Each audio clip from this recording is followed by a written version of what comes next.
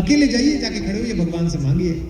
मैंने कहा मैं इसलिए नहीं जा रहा हूँ कि वहां जाके भगवान 2 मारेंगे मेरे में, 2 लात देंगे।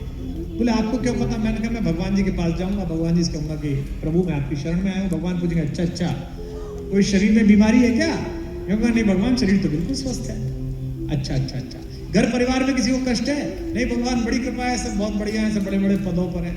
2, फिर भगवान मुझसे पूछेंगे पत्नी को कोई समस्या है? नहीं भगवान वो तो बहुत सुदर्शन है, सब कुछ है। नौकरी में समस्या है? नहीं भगवान मैं तो प्रोफेसर हूँ, यूनिवर्सिटी में पढ़ाता हूँ। अच्छा अच्छा, यश चाहिए? यश? नहीं भगवान टीवी पे आता हूँ, सब जानते हैं मुझे। भगवान कहेंगे और कोई अंग में प्रॉब्लम है, दिव्यांग वगैरह? नहीं भगवान सब सही है। बच्चे नहीं है क्या? नहीं भगवान बड़ी सुंदर सुंदर 2 बच्चे हैं।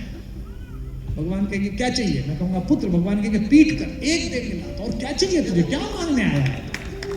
आपकी मांग ही खत्म नहीं हो रही है, आप मांगे ही जा रहे हो। और एक भरत है जिसे मिला है और वो कह रहा है ये मेरा है नहीं।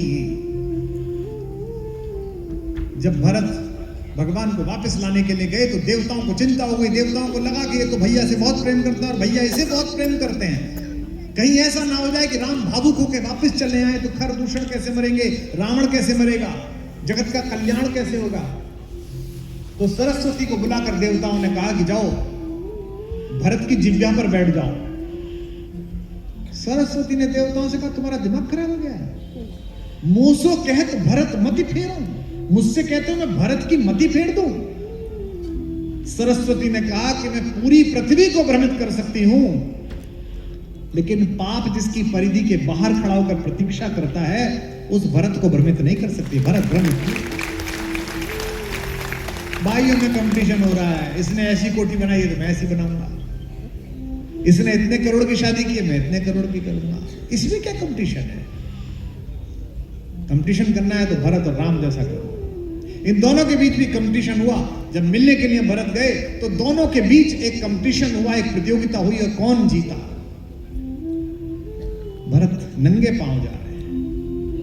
नंगे थे पांव बावले के, कीचड़ मिट्टी में लिसे हुए, कुछ कुछ बह रहा रक्त भी था, कंकर भी थे कुछ चुभे हुए। वह व्याकुलता थी बढ़ने की, धनु कहीं कहीं पर तीर गिरा, मही पर तरकश के साथ साथ मुनियों वाला वह चीर गिरा। क्या कंपटीशन था? बावला चाहता था रघुबर को पहले शीश झुका लूं मैं। आपके आंख से आंसू निकल रहे और निकलेंगे। बावला चाहता था भैया को पहले शीश झुका लूं मैं, रघुवीर चाहते थे पगले को पहले गले लगा लूं मैं। आखिर रघुबर की विजय हुई, हाथों पर उठा लिया उसको, वह चरण छुए उससे पहले छाती से लगा लिया उसको। क्या अच्छा सुना।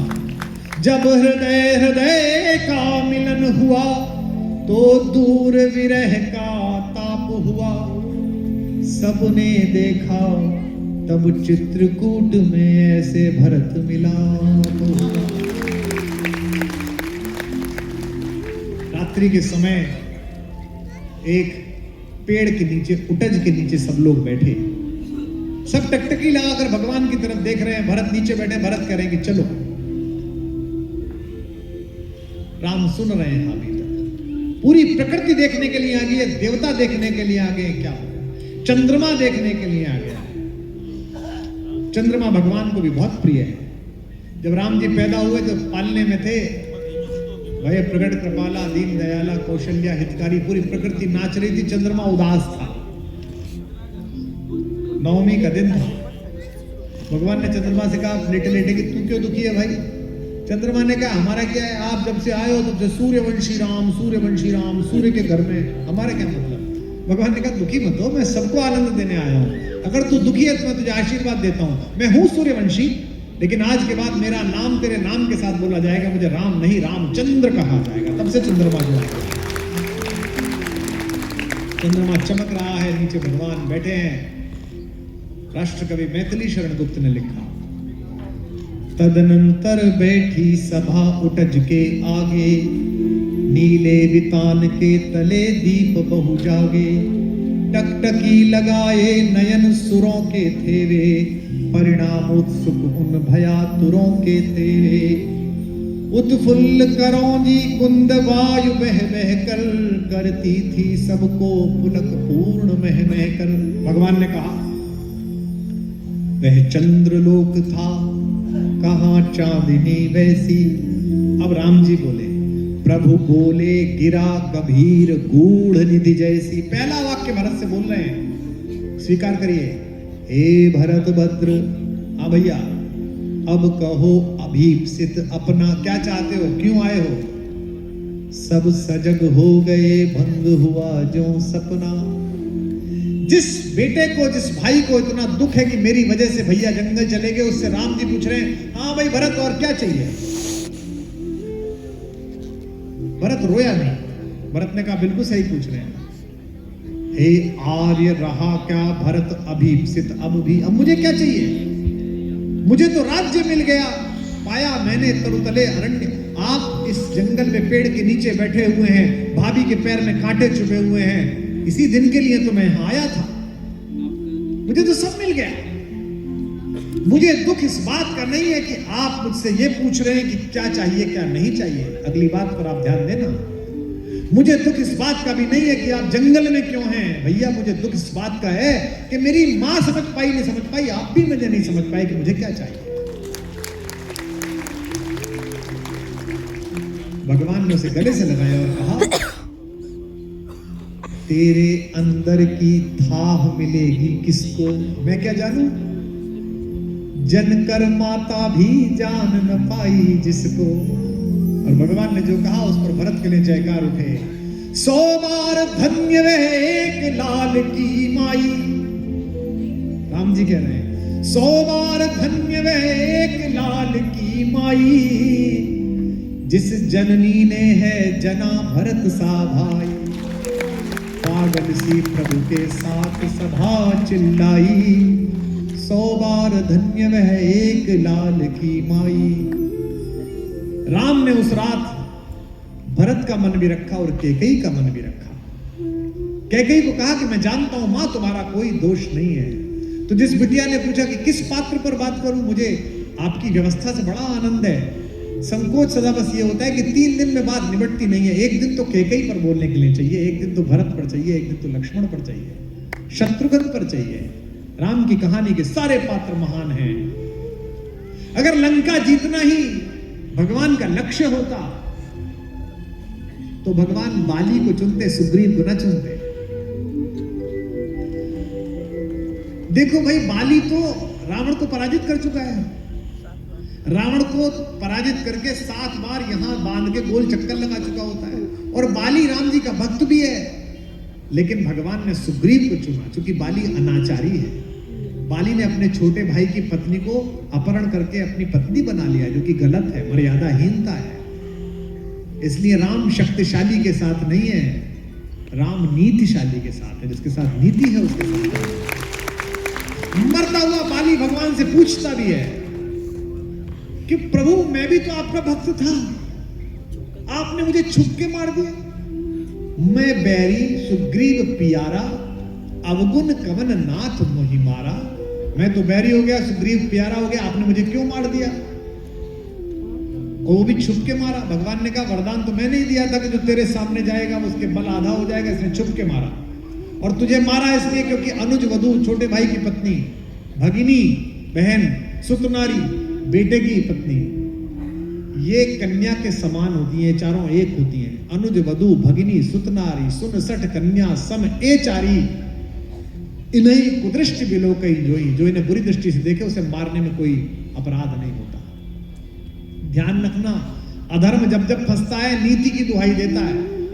बाली अधर्म में है, इसने नीति की दुहाई दे रहा है। आपने मुझे छिप कर क्यों मारा?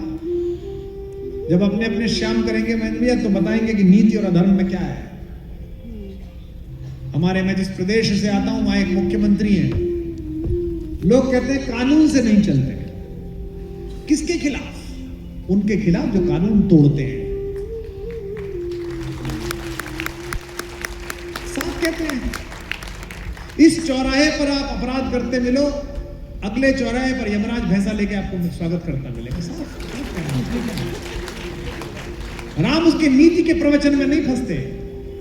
राम साफ कहते हैं कि तूने गलती की है, इसलिए मैंने तुझे छुप कर मारा।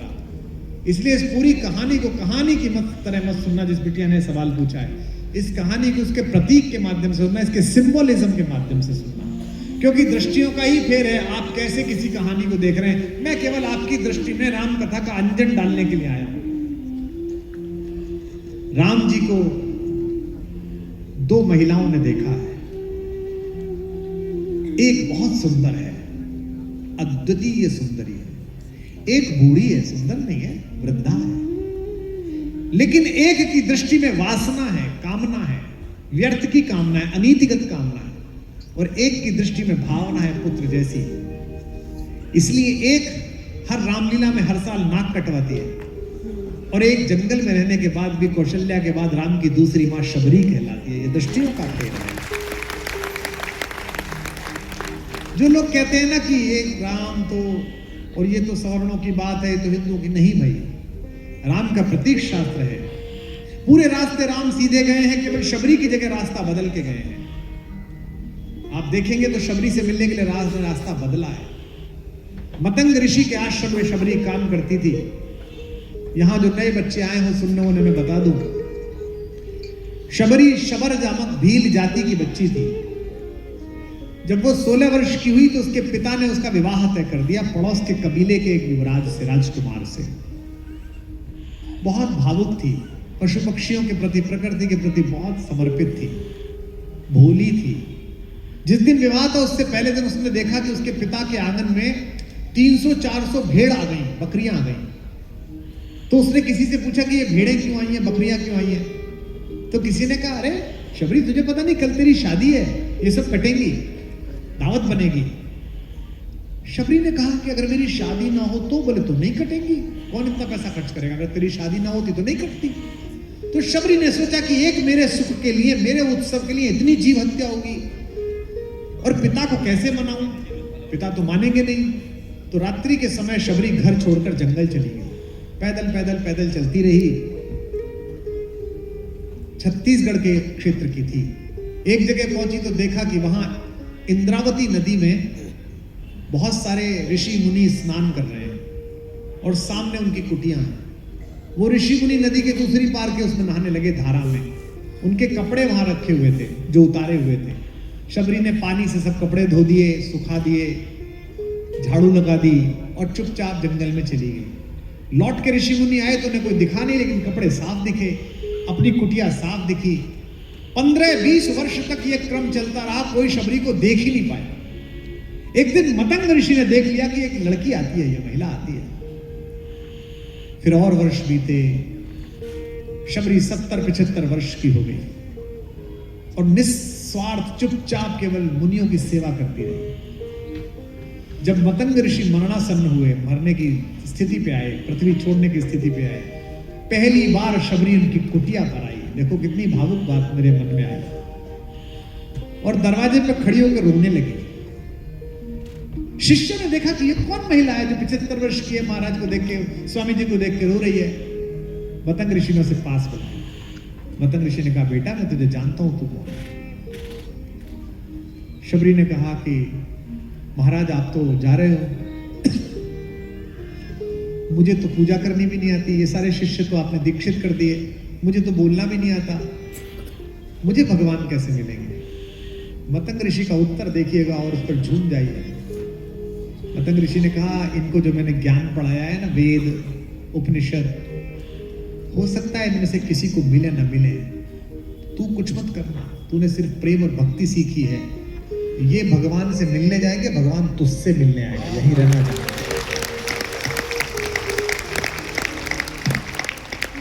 और राम शबरी से मिलने के लिए पहुंचे, रास्ता बदल कर पहुंचे।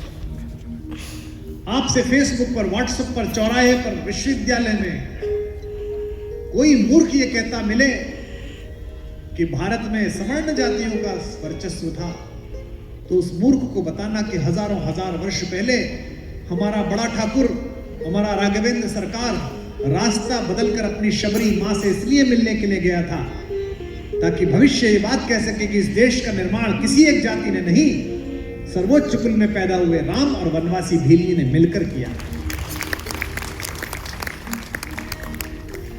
राम की वन यात्रा रावण के वध के लिए नहीं है। राम की वन यात्रा इसलिए है कि अगर रामत्व का प्रतिपादन करना है तो ये विश्व शक्ति से नहीं चलेगा, आखिरी आदमी को साथ लेने से चलेगा, सबके आशीर्वाद से चलेगा। और राम ने शबरी से जाकर कहा कि मुझे भूख लगी है मां, और यह भी पूछा कि मैं जाऊं किस रास्ते। राम सबको मार्ग दिखाते हैं और शबरी राम को मार्ग दिखाते हैं। राम से शबरी पूछती है मुझे तो भक्ति करनी नहीं आती। तो जिसकी भक्ति करनी है वो स्वयं बता रहा है, नवधा भक्ति का ज्ञान दे रहा है कि मेरी भक्ति ऐसे की जा सकती है, इस प्रकार से की जा सकती है। राम पूछते कि मैं कहां जाऊं मां। शबरी कहती है बेटा तू जानता तो सब है, मुझसे वैसे ही पूछ रहा है। सो सब कहीं देव रघुबीरा, जानता हूं पूछो मति धीरा। जानता है पंपा सरे जाए रघुराई, तह हो वही से ग्रीन मिठाई। हम सब लोग अपनी मां के हाथ के भोजन के दीवाने हैं। ये जितनी भाभियां बैठी हैं इनका जीवन इसी कष्ट में बीता कि ये कितना भी अच्छा बनाए, पति ने ये जरूर कहा कि हमारी अम्मा ने जो खीर बनाई है, हमारी अम्मा ने जो खिचड़ी बनाई। ये सब महिलाओं की एक ही शिकायत है। इनका दुख तब मिटता है जब इनका लड़का ब्याह कर लेता है और वो इनसे अपनी बीवी से कहता है कि हमारी मम्मी जो बनाती है तब इन्हें संतोष लगता है। ऐसा कुछ नहीं है कि आपकी पाक कला का कोई अपमान करना चाह रहा है, ऐसा नहीं है। बचपन में जो सबसे पहला स्वाद जुबान को लगा था वो मां के हाथ का लगा था। आप सबके घर में जो पाक शास्त्री हैं, जो शेफ हैं, जो बदलते रहते हैं खाना बनाने वाले, लेकिन जो कढ़ी आपकी मां ने बना दी वो कढ़ी आपके जुबान पर चढ़ी हुई है। दुनिया में अभी ऐसा सॉफ्टवेयर नहीं बना। एक बूंद रक्त लेकर सुबह ही सुबह उस पर रख देते हो ना, वो मशीन पे तो बता देती है 116 कि 126 है। ये बूट बांध रखा है मैंने, बेटी ने बांध दिया। ये उसको बताता रहता है कि मैं कितने बजे सोया। आपका स्लीप सर्कल बिगड़ गया है, रिकवरी ठीक नहीं, जल्दी सो जाओ, फोन बंद रखो। अगली बात जो कह रहा हूं उस पर सब जो माओं के लाल हों और जो माएं हो सबके हाथ उठाकर तालियां हो जाए। दुनिया में अकेला मां का सॉफ्टवेयर है कि आप खाना खाने बैठते हैं और आपका पहला ग्रास मुंह में जाते ही वो सामने की तरफ नमक कर देती है। उसे पता है कि नमक थोड़ा कम रह गया, बेटे को ज्यादा चाहिए। मां का सॉफ्टवेयर।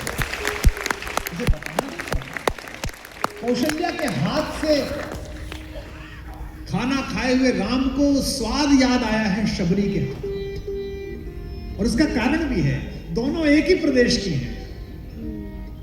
कौशल्या भी छत्तीसगढ़ की है और शबरी भी छत्तीसगढ़ की है। इलाके का स्वाद है, वही स्वाद याद आता है। मैं कई बार सोचता हूं जब पहली बार राम जी ने जाकर शबरी की कुटिया पर कहा होगा कि अम्मा भूख लगी है, तो कैसा लगा। बेर चुन के रखी हुई है कि राम आएगा तो उसे खिलाऊंगी। राम एक बेर खाते हैं, आधा जो आधा उसने खा रखा, बेटा ये वाला अच्छा, इसे खा, फिर खाते हैं। और राम जी हंस रहे हैं, पीछे लक्ष्मण जी संकोच में पड़े हुए कि भैया का क्या है, क्या कर रहे हैं। और एक बेर राम जी ने उठाकर लक्ष्मण जी को दिया, लो तुम भी खाओ, तुम भी भूखे हो। लक्ष्मण जी ने कहा ये क्या है, और उन्होंने पीछे की तरफ फेंका। लेकिन वे लक्ष्मण है, शेषावतार हैं, वो इतनी दूर जाके गिरा, फिर दूसरा दिया, फिर फेंका, तीसरा दिया, 5 बेर फेंक दिए। वो उत्तराखंड के कुमाऊं से ऊपर एक पर्वत है, उस पर जाकर पड़े।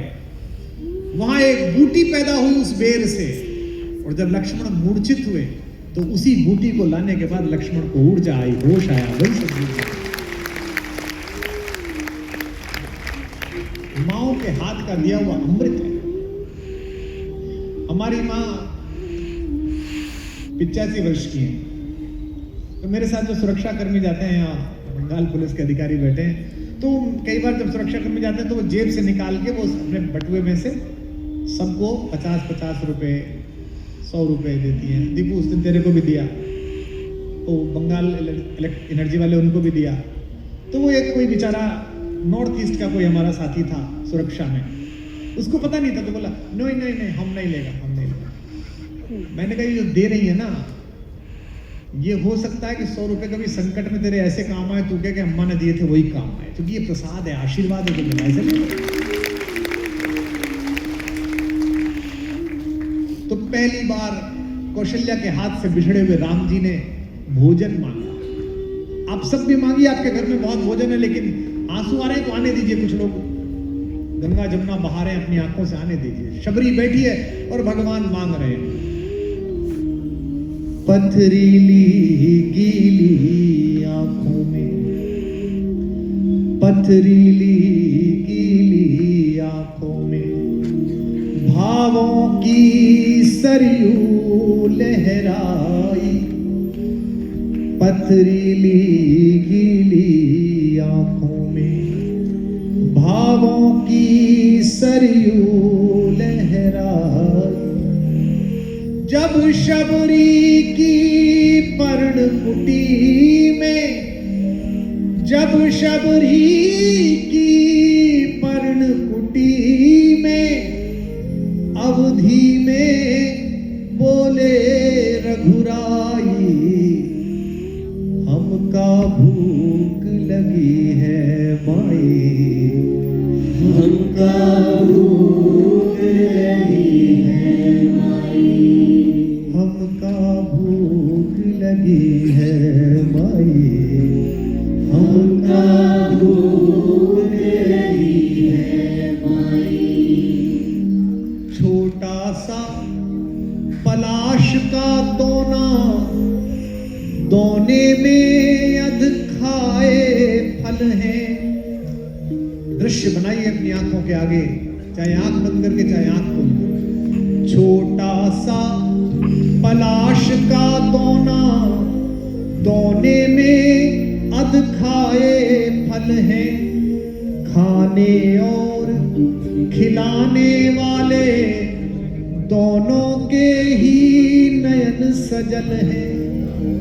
मेरे पकवानों ने बेरों, मेरे पकवानों ने बेरों के जैसी किस्मत कब पाई। जब शबरी की पर्णकुटी में अवधि में बोले रघुराई। हमका भूख लगी है माई, गाइए। हमका भूख लगी है माई। सत्य सनातन समानता का वैसा नाम नहीं हो पाया।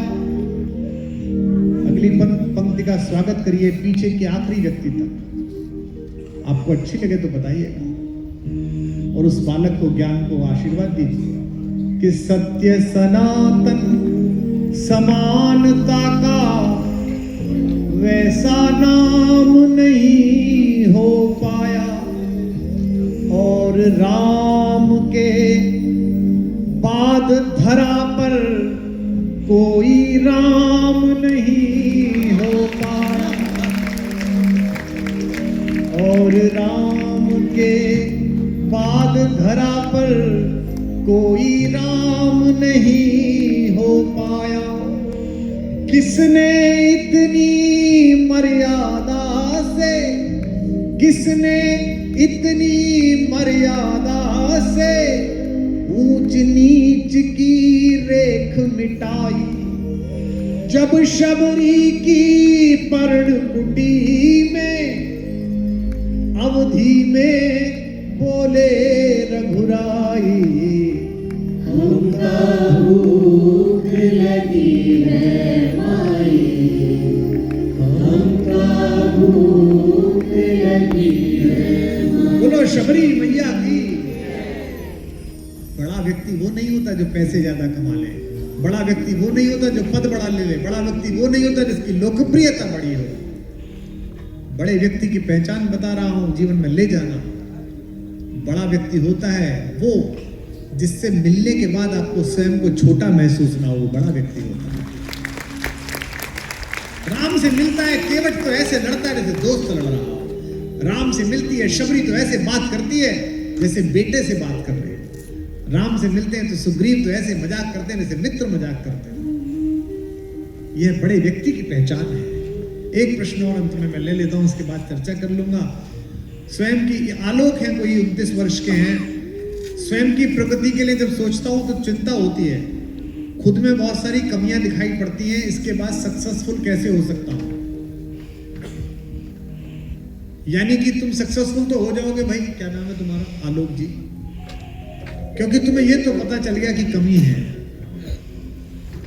डॉक्टर जब इलाज करता है तो सबसे पहले बीमारी लिखता है, फिर इलाज लिखता है। तुम अच्छे डॉक्टर हो कि तुमने बीमारी लिख ली है कि मुझमें कमी है, पता है।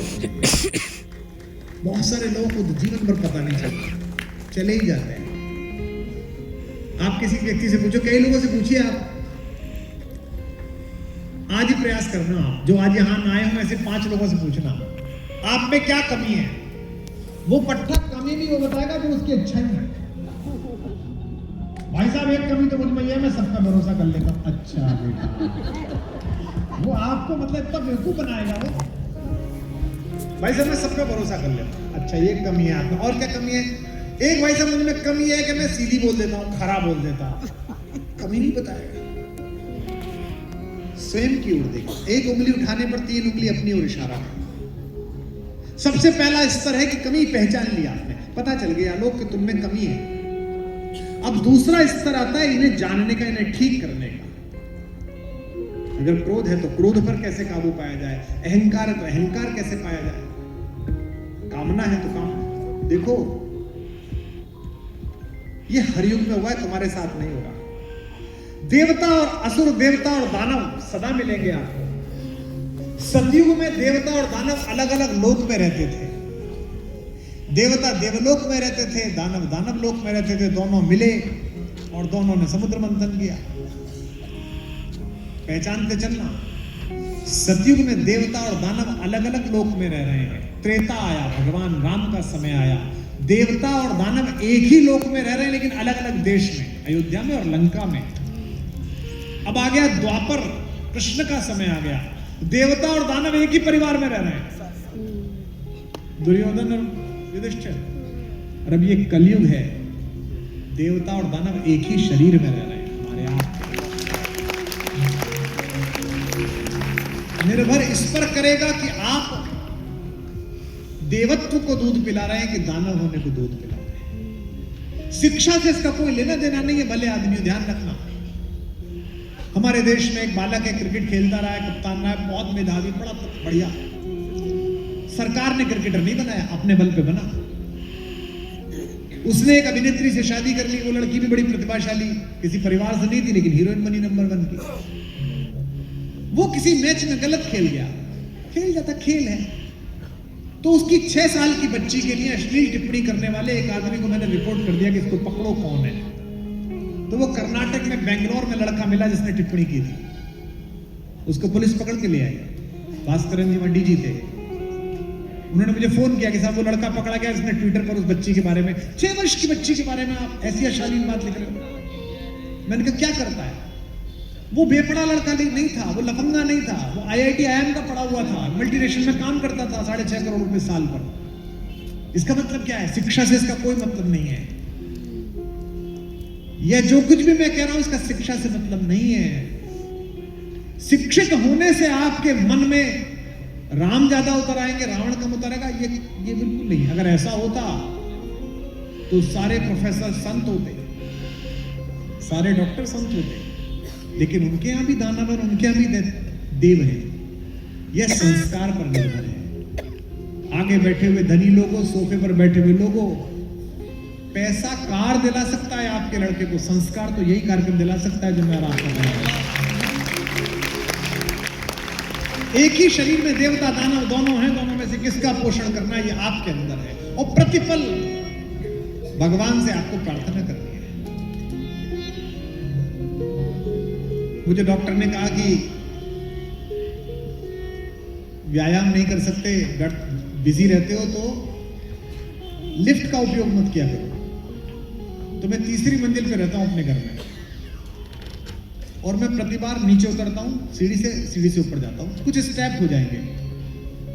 तो जो मंदिर वाला तल आता है, जहाँ मंदिर है, जहाँ माता जी पिताजी रहते हैं, तो सामने उतरते ही सामने भगवान दिखते हैं। और मैंने अभी खुद पर अध्ययन किया कि मेरे अंदर से क्या निकलता है। मेरे अंदर से कोई प्रार्थना निकलती, एक ही पंक्ति निकलती है, वो मैं गा के आपको सुना रहा हूं। प्रभु जी मोरे अवगुण चित न धरो,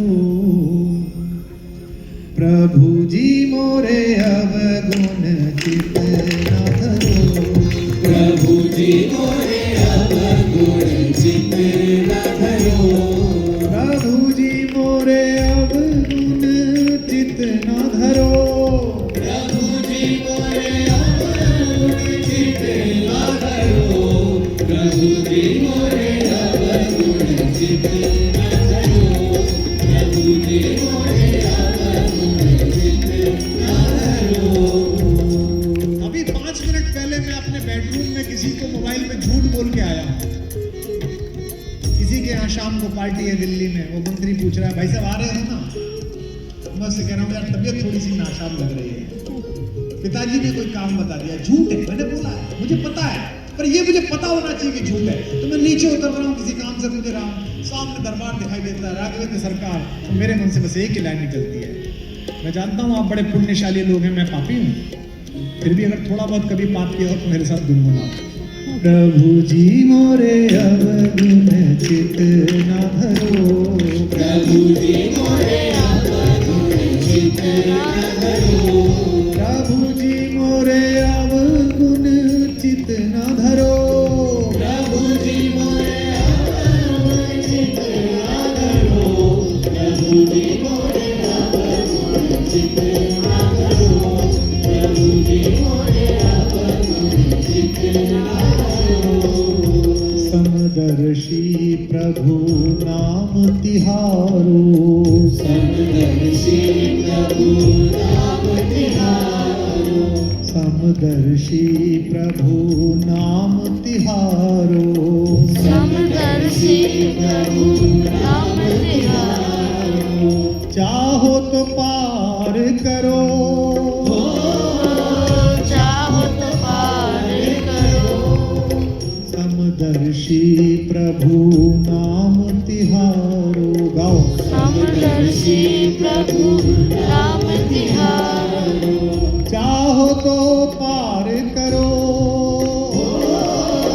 चाहो तो पार करो, प्रभु जी मोरे अवगुण चित न धरो, प्रभु जी मोरे अवगुण चित न धरो, प्रभु जी मोरे अवगुण चित न धरो, प्रभु जी मोरे अवगुण चित ना करो, प्रभु जी मोरे अवगुण चित ना करो, प्रभु जी मोरे अवगुण चित ना करो।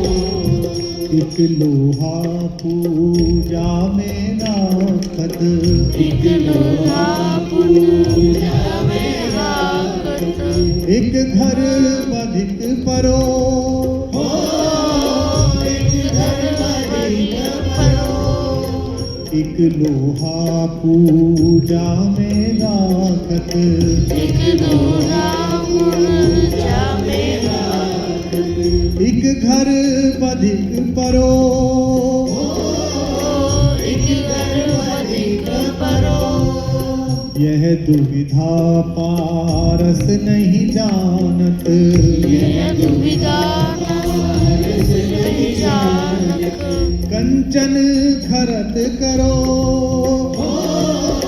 कंचन भरत करो, प्रभु जी मोरे अवगुण चित न करो, प्रभु जी मोरे अवगुण चित न करो, प्रभु जी मोरे अवगुण चित न करो, प्रभु जी मोरे अवगुण चित न करो, प्रभु जी मोरे अवगुण चित न करो, प्रभु जी मोरे अवगुण चित न करो। एक नदिया एक नार कहावत, एक नदिया एक नार कहावत, मैलो नीर भरो, मैलो नीर भरो, जब दोनों मिले एक वरन भई, जब दोनों मिले एक वरन भई, सुरसरी नाम परो,